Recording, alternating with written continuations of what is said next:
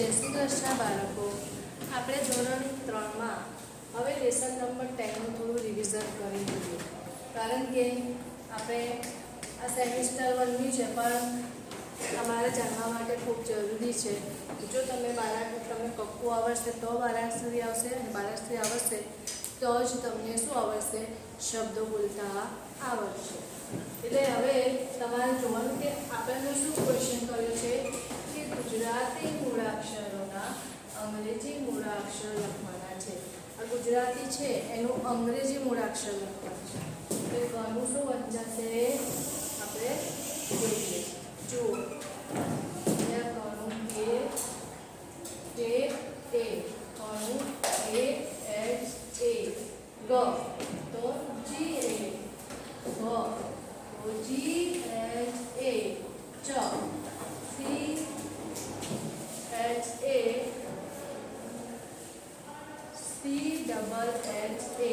યાદ રાખજો, એચ એ પહેલા સિમ્પલ આવે છે, પછી એચ આવે છે, પછી જ તો જે એ અને ઝ તો જે એચ એ અથવા ઝેડ પર લખાય. પછી ટ તો ટી એ, બરાબર. પછી છ તો ઠનું શું થશે? ટી એચ એ આવશે. પછી છે ડ તો ડી એ અને ડ તો ઊંધું એનાથી આગળ ડી એચ એ. અન તો એન એ. પછી ત તો ટી એ. પછી હ ત દ ધ ન પ ફ બ વ મ ય ર લ વ શરણાઈનો શ. બરાબર. હવે જુઓ, અહીંયા ખ છે, અહીંયા ટી એ થયું તો અહીંયા શું થશે? ટી એચ એ.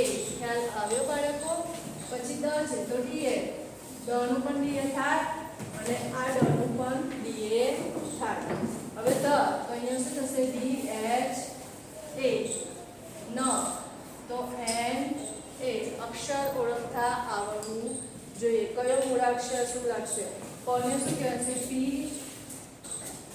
કોનો પી એ થશે? કોનો પી એચ એ કરી શકાય અથવા એફ એ પણ થાય.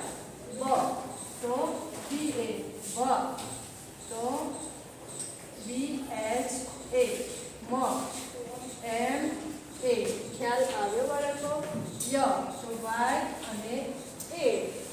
ર તો ર નો આર થશે અને એ. લ નો એલ થશે અને એ. વ નો એ બી થશે અને એ. સ નો એસ એચ એ. બરાબર. હવે અહીંયા ષટકોણનો સ, સસલાનો સ, હરણનો હરણ, અળવનો અળ, ક્ષત્રિયનો ક્ષ ને ન્ય. એનું શું થશે? એસ એચ એ. આ સમાં શું થશે? એસ એ. જો આ ષટકોણનો સ અને શરણાઈનો સનો મતલબ એસ એચ એ થશે, અને આ સ એટલે એસ એ.